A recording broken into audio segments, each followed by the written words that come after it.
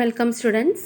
8ാം ക്ലാസ്സിലെ unit 2 wings and വെയിൻസിലെ a shipwrecked sailor എന്ന് പറഞ്ഞ പാഠമാണ് നമ്മൾ ഇന്ന് ഡിസ്കസ് ചെയ്യാൻ പോകുന്നത്.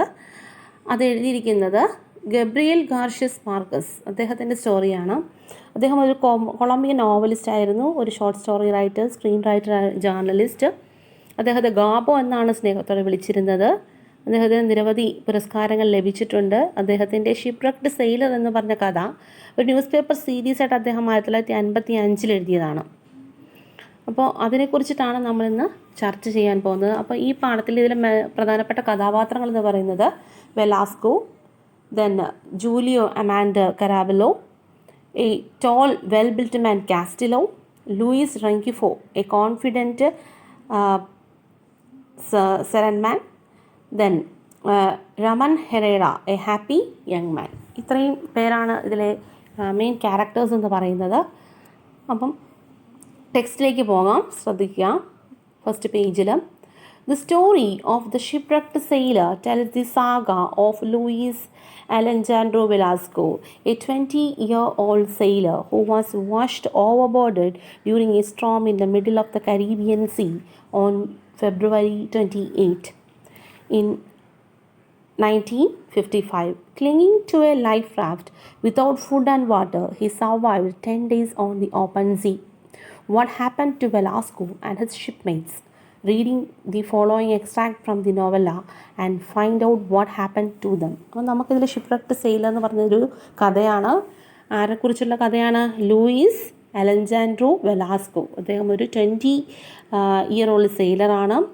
അദ്ദേഹം കരീബിയൻ സീയിൽ അകപ്പെട്ടു, കപ്പൽ ഛേദമുണ്ടായി അകപ്പെട്ട് പോവുകയാണ്. അദ്ദേഹം എന്നിട്ട് ഒരു ലൈഫ് റാഫ്റ്റിൽ തൂങ്ങിപ്പിടിച്ച് കിടക്കുകയാണ്. ലൈഫ് റാഫ്റ്റ് കിട്ടി അദ്ദേഹം അതിൽ വെള്ളവും ഭക്ഷണവും ഒന്നുമില്ലാതെ അദ്ദേഹത്തിൻ്റെ യാത്ര, കടലിലൂടെയുള്ള യാത്ര, അങ്ങനെ he survived 10 days in the open sea. Open സീയിൽ ഒരു 10 ദിവസം അദ്ദേഹം സർവൈവ് ചെയ്തു. What happen to Velasco and his shipmates. അപ്പോൾ വെലാസ്കോയ്ക്കും അദ്ദേഹത്തിൻ്റെ കൂടെ ഉണ്ടായിരുന്ന മറ്റ് കപ്പൽ മെയ്റ്റ്സും എന്ന് വെച്ചാൽ കൂടെ ഉണ്ടായിരുന്ന ആൾക്കാർക്കും എന്ത് സംഭവിച്ചു എന്നാണ് നമ്മളിപ്പോൾ മനസ്സിലാക്കാൻ പോകുന്നത്. Read the following extract from the novella and find out what happen to them. First paragraph. My first impression was that I was utterly alone in the middle of the ocean. The ship plunged into an abyss and disappeared. I had no idea what was happening. I took hold on one of the bobbing crates, stupidly being to contemplate the sea. It was a perfectly clear day except for the choppy waves produced by the wind and the cargo scattered across the surface. There was no evidence of shipwreck. അദ്ദേഹം ആ കപ്പൽ ഛേദമുണ്ടായി. അപ്പോൾ അദ്ദേഹത്തിൻ്റെ first impression, അദ്ദേഹം എന്താണ് അപ്പം മനസ്സിൽ തോന്നിയ കാര്യങ്ങൾ, അപ്പോൾ അദ്ദേഹം അനുഭവിച്ച കാര്യമാണ് അവിടെ പറയുന്നത്. അതായത് അദ്ദേഹം നടുക്കടലിൽ തികച്ചും ഒറ്റയ്ക്കാണെന്ന് അദ്ദേഹത്തിനും അദ്ദേഹത്തിനുണ്ടായ ധാരണ. My first impression was that I was utterly alone in the middle of the sea. പിന്നീട് കപ്പൽ സമുദ്രത്തിൻ്റെ ആഴത്തിലേക്ക് താഴ്ന്ന് കാണാതായിപ്പോയി, അപ്രത്യക്ഷമായിപ്പോയി. പിന്നീട് എന്താണ് സംഭവിച്ചുകൊണ്ടിരിക്കുന്നതിന് അദ്ദേഹത്തിനൊരു ധാരണയും ഉണ്ടായിരുന്നില്ല. പൊങ്ങുകയും താഴുകയും ചെയ്തുകൊണ്ടിരുന്ന ഒരു മരപ്പെട്ടിയിൽ പിടിച്ച് അദ്ദേഹം ശ്രദ്ധാപൂർവം കടലിലേക്ക് നോക്കി. I took hold of one of the bobbing crates and stupidly being to contemplate the sea. It was perfectly a clear day. അത് തികച്ചും ഒരു ക്ലിയർ ആയിട്ടുള്ള സ്കൈയൊക്കെയുള്ള ഒരു ദിവസമായിരുന്നു. അതായത് തെളിഞ്ഞ ഒരു ദിവസം, അതായത് മഴയൊന്നുമില്ലാത്ത ഒരു ദിവസം. കടലിൻ്റെ ചെറിയ പ്രക്ഷുബ്ധതയും പിന്നീട് ചിതറിക്കിടക്കുന്ന കപ്പൽ ചരക്കുകളും ഒഴിച്ചാൽ അവിടെ ഒരു കപ്പൽ മുങ്ങിയതിൻ്റെ യാതൊരു ലക്ഷണങ്ങളും കാണാനായിട്ട് സാധിക്കുന്നില്ല. അതാണ് ഫസ്റ്റ് പാരഗ്രാഫിൽ പറയുന്നത്. അതിൽ നിങ്ങൾ നോക്കുക, ബോബിങ് എന്ന് വെച്ചാൽ അതിൻ്റെ മീനിങ് എന്ന് വെച്ചാൽ moving quickly up and down എന്ന് വെച്ചാൽ പൊങ്ങുകയും താഴുകയും ചെയ്യുക. പിന്നെ ക്രേറ്റ്സ് എന്ന് പറഞ്ഞാൽ വലിയ മരപ്പെട്ടിയാണ്, മരത്തിൻ്റെ ഒരു കഷ്ണം, മരപ്പെട്ടി കഷ്ണം. ഇംപ്രഷൻ എന്ന് വെച്ചാൽ ആശയം, ധാരണ, നമ്മുടെ തോന്നലാണ്. അട്ടേർലി എന്ന് വെച്ചാൽ തികച്ചും അല്ലെങ്കിൽ പൂർണ്ണമായി കേട്ടോ. പ്ലഞ്ച്ഡ് ഇൻ ടു എന്ന് വെച്ചാൽ fell into water quickly with force, വെള്ളത്തിലേക്ക് ശക്തമായി വീഴുക, അതായത് പെട്ടെന്ന് വെള്ളത്തിലേക്ക് താഴ്ന്നു പോവുക. പിന്നീട് നിങ്ങളവിടെ അബിസ് എന്നതിൻ്റെ മീനിങ് ഒക്കെ എഴുതാൻ പറഞ്ഞിട്ടുണ്ട്. ഇവിടെ അബിസിൻ്റെ മീനിങ് എന്ന് പറയുന്നത് hole too deep that it seems to have no bottom, എന്ന് വെച്ചാൽ ആഴം, അഗാധതയിലേക്ക്, ആഴങ്ങളിലേക്ക് പോവുക എന്ന് വെച്ചാൽ താഴെ ഒരു ബോട്ടം ഇല്ല എന്നുള്ള രീതിയിലേക്ക് താഴത്തേക്ക് നമ്മൾ ഗത്യന്തരമില്ലാതെ പോവുകയാണ്. അതാണ് അബിസ് എന്ന് പറയുന്നത്.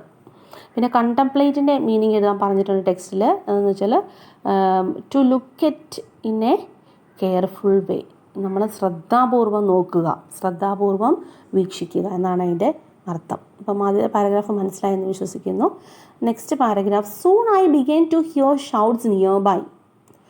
Through the sharp whistling of the wind, I recognized the jump of Giulio Amadeo Caraballo, the tall, well-built officer who was yelling at someone, "Fasto, hold there."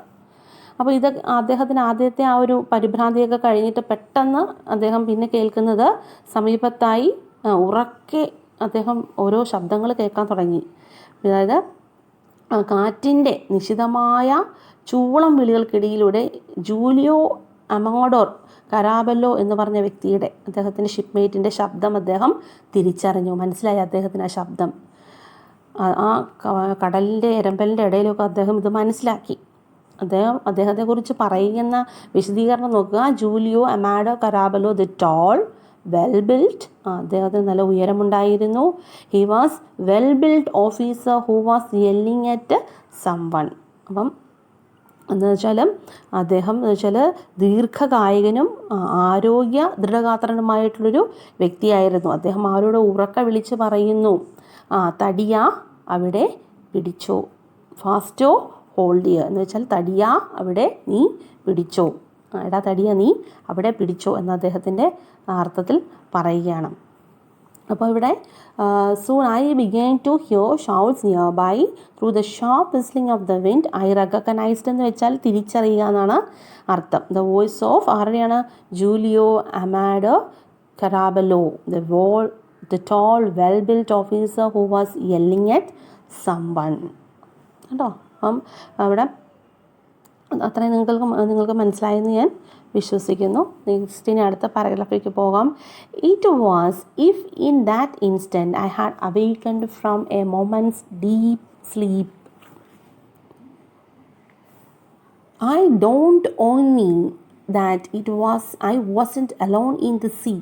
There, only a few meters away, my mates were shouting to one another and trying to stay afloat. Quickly, I began to think I couldn't swim in just any direction. I knew we were about 50 miles from the Cartagena, but I was not yet frightened. For a moment, I thought I could hold on the crate indefinitely until help arrived. It was reassuring to know that all around me the sailors were in the same predicament that was when I saw the raft. അതായത് ഇവിടെ പറയുന്നത് വെച്ചാൽ ഒരു നിമിഷ നേരത്തെ ഗാഠനിദ്രയ്ക്ക് ശേഷം അദ്ദേഹം പെട്ടെന്ന് ഉണർന്നതുപോലെ ഒരു ചിന്തയാണ് അദ്ദേഹത്തിന് തോന്നിയത്. അതാണ് പറയുന്നത്. It was as if that instant I had awakened from A moments deep sleep. Moment, instant എന്ന് വെച്ചാൽ ഒരു മൊമെൻറ്റ്. ഡോണ്ട് ഓൺ മീ എന്ന് വെച്ചാൽ എനിക്ക് എൻ്റെ മനസ്സിൽ വ്യക്തമായിട്ട് മനസ്സിലാവുന്നു. എന്താണ് മൊമെൻറ്റ് സ്ലീപ്പ്? അദ്ദേഹത്തിന് എന്താ മനസ്സിലായത്? അദ്ദേഹം ഒറ്റയ്ക്കല്ല. എന്താണ് അദ്ദേഹത്തിന് മനസ്സിലായത്? ഞാൻ ഒറ്റയ്ക്കല്ല. I wasn't alone in the sea. പിന്നെ അവിടെ ഏതാനും മീറ്റർ അകലെ അദ്ദേഹത്തിൻ്റെ സഹയാത്രികരും ഉച്ചത്തിൽ വെള്ളത്തിൽ കിടന്ന് വിളിക്കുന്നുണ്ട്. പെട്ടെന്ന് അദ്ദേഹം ചിന്തിച്ചു, ഒരു ദിശയിലേക്ക് അദ്ദേഹത്തിന് നീന്താനായിട്ട് കഴിയുന്നില്ല. അദ്ദേഹത്തിന് ഒരു ദിശയിലേക്കും നീന്താനായിട്ട് സാധിക്കുന്നില്ല കടലിൻ്റെ പ്രക്ഷുബ്ധതയിൽ. അദ്ദേഹം പറയുകയാണ്, ഞങ്ങൾ കാർട്ടോജീനിയയിൽ നിന്നും ഏതാണ്ട് 50 മൈൽ അകലെയായിരുന്നു. പക്ഷേ അദ്ദേഹം ഭയപ്പെടുന്നില്ല. ഞാൻ ഭയപ്പെടുന്നില്ല. സഹായം എത്തുന്നത് വരെ മരപ്പെട്ടിയിൽ അനിശ്ചിതമായി പിടിച്ചിരിക്കാമെന്ന് അദ്ദേഹം വിചാരിച്ചു. പിന്നീട് അദ്ദേഹം വിചാരിച്ചു എൻ്റെ ചുറ്റുമുള്ള സഹയാത്രികരെല്ലാം ഇതേ വിഷമാവസ്ഥയിലാണെന്നറിഞ്ഞ് അദ്ദേഹം എന്ത് ചെയ്തു, അവർക്ക് അദ്ദേഹത്തിനൊരു ആത്മവിശ്വാസം പകരുന്നതായിരുന്നു. അദ്ദേഹവും വിഷമത്തിലാണ്, സഹയാത്രികരും ഇതേ വിഷമസന്ധിയിലാണ് എന്ന് അദ്ദേഹം മനസ്സിലാക്കി. അപ്പോഴാണ് അദ്ദേഹം ഒരു ചങ്ങാടം കണ്ടത്. At that moment he so one raft. Next paragraph. There was 2 life rafts about 7 meters apart. അതായത് ഏതാണ്ട് 7 മീറ്റർ അകലം വിട്ടിട്ട് 2 ചങ്ങാടങ്ങൾ ഉണ്ടായിരുന്നു. 2 ചങ്ങാടങ്ങൾ അദ്ദേഹം കണ്ടു. They appeared unexpectedly on the crest of a wave near where my mates were calling out. അപ്പോൾ അദ്ദേഹത്തിൻ്റെ സുഹൃത്തുക്കൾ ഉറക്കെ വിളിക്കുന്നിടത്തു നിന്നാണ് തിരയുടെ മുകളിൽ അപ്രതീക്ഷിതമായിട്ട് പെട്ടെന്ന് വന്ന അവ പെട്ടെന്ന് തന്നെ അപ്രത്യക്ഷമായി പോയി. അപ്രതീക്ഷിതമായിട്ട് അദ്ദേഹത്തിന് മുമ്പിലേക്ക് അവ പ്രത്യക്ഷപ്പെട്ടത്. They appeared unexpectedly. അപ്രതീക്ഷിതമായിട്ടാണ് അദ്ദേഹം ആ റാഫ്റ്റ് കണ്ടത്. They appeared unexpectedly on the crest of the wave near where my mates were calling out. It seemed odd that none of them could reach the life rafts. പക്ഷേ ആർക്കും ഈ life റാഫ്റ്റിലേക്ക് എത്താനായിട്ട് സാധിക്കുന്നില്ല. ഇദ്ദേഹത്തിൻ്റെ കൂട്ടുകാർക്കോ ഒന്നും ആ രക്ഷാ ചങ്ങാടത്തിലെത്താനായിട്ട് കഴിയുന്നില്ല. അദ്ദേഹത്തിന് വളരെ അതിശയമായിട്ട് തോന്നി. It seemed odd. അദ്ദേഹം പിന്നീട് ഒരു നിമിഷത്തിനുള്ളിൽ ഒരു ചങ്ങാടം കാഴ്ചയിൽ നിന്നും മറഞ്ഞുപോയി. നേരത്തെ പറഞ്ഞതുപോലെ പെട്ടെന്ന് തന്നെ ആ ചങ്ങാടം ഒരു മൊമെൻറ്റിൽ തന്നെ, ഇൻ ആൻ ഇൻസ്റ്റൻറ്റ് ആ ചങ്ങാടം കാണാതെയായി. അദ്ദേഹത്തിൻ്റെ കാഴ്ചയിൽ നിന്ന് മറഞ്ഞു. Disappeared from his view. I couldn't decide. I found myself swimming towards the one I could see, which was moving farther away from me. അപ്പം ഏതാണ് അദ്ദേഹത്തിൽ നിന്നും കൂടുതൽ അകലെ എന്ന് തീരുമാനിക്കാൻ, അദ്ദേഹം 2 റാഫ്റ്റ് കണ്ടല്ലോ, അപ്പോൾ കൂടുതൽ അകലെ എന്ന് തീരുമാനിക്കാൻ തന്നെ അദ്ദേഹത്തിന് കഴിഞ്ഞില്ല. അദ്ദേഹം കണ്ടതിന് നേരെ അദ്ദേഹം നീന്തി. ഏതാണ്ട് 3 മിനിറ്റ് നേരം അദ്ദേഹം നീന്തി. അങ്ങനെ അല്പനേരത്തേക്ക് ആ ചങ്ങാടം ദൃഷ്ടിയിൽ നിന്നും മറഞ്ഞുപോയി. He swam for about 3 minutes. I lost the sight of the raft. Then momentarily, പെട്ടെന്ന് തന്നെ അദ്ദേഹത്തിൻ്റെ കാഴ്ചയിൽ നിന്നും ആ ചങ്ങാടം മാഞ്ഞുപോയി, ദൃഷ്ടിയിൽ നിന്നും മാഞ്ഞുപോയി. പക്ഷേ ചിന്താക്കുഴപ്പമുണ്ടാകാതിരിക്കാൻ അദ്ദേഹം ശ്രദ്ധിച്ചു. But I was careful not to lose my bearing. Suddenly a rough wave pushed the rafts alongside me. It was a huge, white and empty. പെട്ടെന്നൊരു വലിയ തിര ചങ്ങാടങ്ങളെ അദ്ദേഹത്തിൻ്റെ അടുത്തേക്ക് തള്ളി നീക്കി. വലിയ വെളുത്ത ശൂന്യമായ ഒരു തിരമാലയായിരുന്നു അത് ആ ചങ്ങാടം അദ്ദേഹത്തിൻ്റെ അടുത്തേക്ക് എത്തിച്ചത്. പായ്മരത്തിൽ പിടിക്കാൻ ശ്രമിച്ചുകൊണ്ട് അദ്ദേഹം അതിലേക്ക് ചാടി. I struggled to grab the rigging and jumped abroad. I made it on the 3rd try. 3ാമത്തെ ട്രൈയിൽ അദ്ദേഹത്തിന് അത് സാധ്യമായി. Once on the raft, panting, whipped by the wind, immobilized and freezing. അതായത് അണപ്പും ശക്തമായ കാറ്റടിയും മരവിപ്പും ശൈത്യവും കൊണ്ട് നേരെയിരിക്കാൻ പോലും അദ്ദേഹത്തിന് ബുദ്ധിമുട്ട് തോന്നി. അതാണ് once on the raft, panting, whipped by the wind, immobilizing and freezing. I found it hard to sit up. Then I saw 3 of my mates near the raft trying to reach it. അപ്പോഴാണ് അദ്ദേഹത്തിൻ്റെ 3 സുഹൃത്തുക്കൾ ചങ്ങാടത്തിനരികിൽ അതിൽ പിടിക്കാൻ ശ്രമിച്ചു കൊണ്ടിരിക്കുന്ന അദ്ദേഹം കണ്ടത്. I recognized them immediately. അദ്ദേഹത്തിന് അവരെ പെട്ടെന്ന് തിരിച്ചറിയാനായിട്ട് സാധിച്ചു. Castello had a firm grip around Caraballo's neck. അപ്പോൾ കരാബലോയുടെ കഴുത്തിൽ മുറുകെ പിടിച്ചിരിക്കുകയായിരുന്നു. അത് പെട്ടെന്ന് പിടിച്ചു.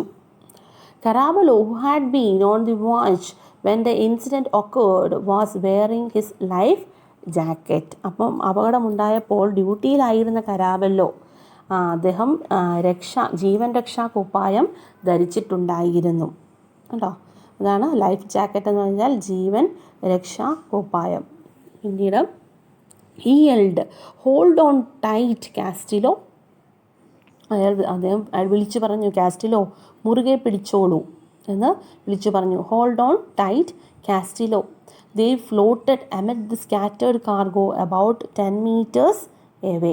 ഏതാണ്ട് 10 മീറ്റർ അകലെ ചിതറിക്കിടക്കുന്ന ചരക്കുകൾക്കിടയിൽ അവർ ഒഴുകി നടക്കുന്നു. On the other side was Louis Rengifo, trying to stay above water with his headphones aloft in the right hand. അപ്പോഴാണ് മറ്റൊരു വ്യക്തിയെ കണ്ടത്. മറുവശത്ത് റെഞ്ചിഫോ ഉണ്ടായിരുന്നു. അയാൾ ഹെഡ്ഫോണുകൾ വലത് കൈയിൽ അദ്ദേഹം ഉയർത്തിപ്പിടിച്ചിരിക്കുന്നു. റെഞ്ചിഫോ അനായാസം നീന്തുവാൻ അയാൾ ഷർട്ട് ഊരി മാറ്റിയിരുന്നു. അദ്ദേഹത്തിൻ്റെ ഷർട്ട് അദ്ദേഹം ഊരി മാറ്റിയിരുന്നു അനായാസം അദ്ദേഹത്തിന് നീന്തുവാൻ വേണ്ടിയിട്ട്. He had stripped off his shirt so that he could swim better, but he had lost his life jacket. പക്ഷെ അദ്ദേഹത്തിൻ്റെ ജീവൻ രക്ഷാ കുപ്പായം നഷ്ടപ്പെട്ടിരുന്നു. Even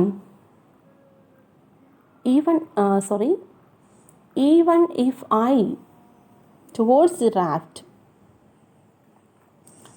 even if I hadn't seen him, I would have recognized his cry, "Faster, paddle over here." അപ്പോൾ എന്താണെന്ന് വെച്ചാലും അനായാസം നീന്തുവാൻ അദ്ദേഹം shirt ഊരി മാറ്റി. പക്ഷെ അദ്ദേഹത്തിൻ്റെ ജീവൻ രക്ഷാക്കുപ്പായം നഷ്ടപ്പെട്ടിരുന്നു. ഞാൻ അയാളെ കണ്ടില്ലായിരുന്നെങ്കിലും തടിയാ ഇങ്ങോട്ട് വാടാ എന്ന് അയാളുടെ ഉച്ചത്തിലുള്ള വിളി ആണ് തിരിച്ചറിഞ്ഞത്. I would have recognized his cry. എന്താ വിളിച്ചത്? ഫാസ്റ്റോ പാഡിൽ ഓവർ ഹിയർ, തടിയാ ഇവിടെ വാടാ എന്ന് വിളിക്കുന്നു അദ്ദേഹം രക്ഷപ്പെടാൻ വേണ്ടിയിട്ട്. I quickly grabbed the oars and tried to get closer to the men. അതായത് അദ്ദേഹം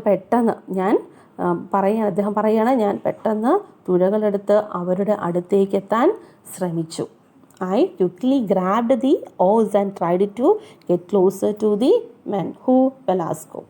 Caraballo, with Castillo clinging to his neck, neared the raft. അപ്പം കാരബലോ കഴുത്തിൽ പിടിച്ചിരിക്കുന്ന കാസ്റ്റിലയോടുകൂടി ചങ്ങാടത്തിന് അരികിലേക്ക് എത്തി. Much farther away, looking small and desolate, was the fourth of my mates. അപ്പം കുറെ കൂടി അകലെ ചെറു രൂപത്തിൽ ദുഃഖിതനായി അദ്ദേഹത്തിൻ്റെ നാലാമത്തെ സുഹൃത്ത് രാമോൺ ഹെറേറ, who was waving at me while he held on the crate. അദ്ദേഹത്തിൻ്റെ നാലാമത്തെ സുഹൃത്ത് രാമോൺ ഹെറേറയെ കാണപ്പെട്ടു. എങ്ങനെയാണ് കാണപ്പെട്ടത്? ഒരു മരപ്പെട്ടിയിൽ പിടിച്ചുകൊണ്ട് അയാൾ അദ്ദേഹത്തിൻ്റെ നേരെ കൈവീശുന്നുണ്ടായിരുന്നു. രാമോൺ ഹെറേറ ഇദ്ദേഹത്തിൻ്റെ നേരെ കൈവീശുന്നുണ്ടായിരുന്നു. ദെൻ അടുത്ത പാരഗ്രാഫ് 6 നോക്കുക. If I had to decide, I wouldn't have known which of my mates to go after first. ഏത് സുഹൃത്തിൻ്റെ അടുത്തേക്ക് ആദ്യം പോകണം അത് തീരുമാനിക്കേണ്ടി വന്നിരുന്നുവെങ്കിൽ എനിക്കറിയാൻ പാടില്ലായിരുന്നു, അദ്ദേഹത്തിന് അറിയാൻ പാടില്ലായിരുന്നു ആരുടെ അടുത്തേക്ക് ആദ്യം പോകണമെന്ന്.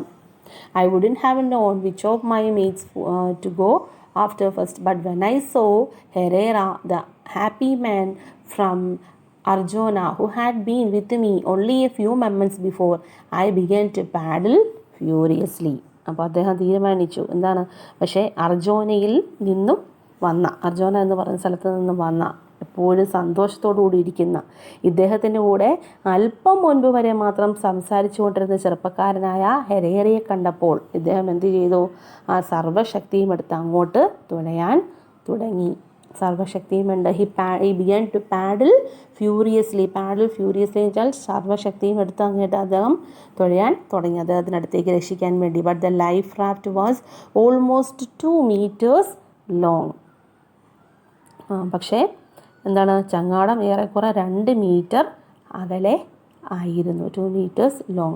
It was very heavy in that lurching sea and I had to row against the wind. അതായത് ഇളകി മറിയുന്ന കടലിൽ തുഴയുന്നത് ഭയങ്കര ബുദ്ധിമുട്ടായിരുന്നു. അദ്ദേഹത്തിന് കാറ്റിന് കാറ്റിൻ്റെ ഇതിന് ശക്തിക്ക് പിടിച്ചു നിൽക്കാനായിട്ട് അദ്ദേഹത്തിന് സാധിക്കുന്നില്ലായിരുന്നു. കാറ്റിനെതിരെ തുഴയേണ്ടതായും അദ്ദേഹത്തിന് വന്നു. കാറ്റടിക്കുമ്പോൾ അതിനെതിരെ തുഴയേണ്ട ഒരു അവസ്ഥ. I don't think I manage to advance more than a metre.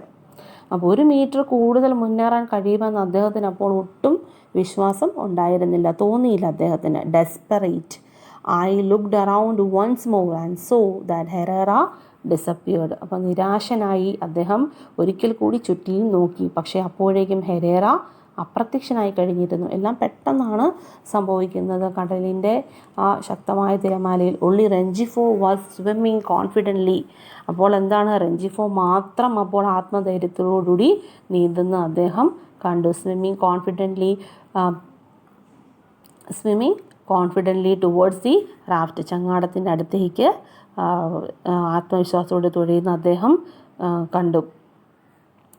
I was sure he would make it. അദ്ദേഹത്തിന് വിശ്വാസമുണ്ടായിരുന്നു റെഞ്ചിഫോ അവിടെ എത്തും, ചങ്ങാടത്തിന് അടുത്തേക്ക് നീന്തി എത്തുമെന്ന് ഒരു വിശ്വാസം അദ്ദേഹത്തിന്, ഒരു ഉറപ്പുണ്ടായിരുന്നു.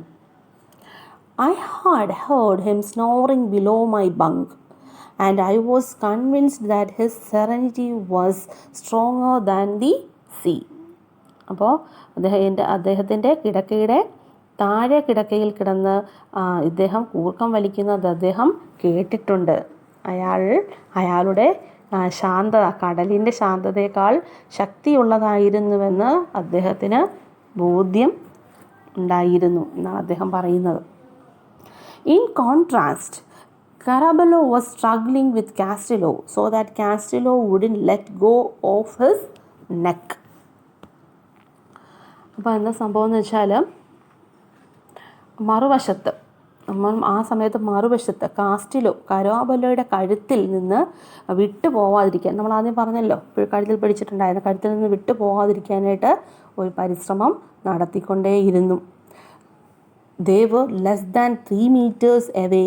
I figured that if they got just a little closer, I could hold out an oar for them to grab. അതായത് 3 മീറ്റർ താഴെയായിരുന്ന അവരുമായുള്ള അകലം, അദ്ദേഹത്തിന് 3 മീറ്റർ അകലമാണ് ഉണ്ടായിരുന്നത്.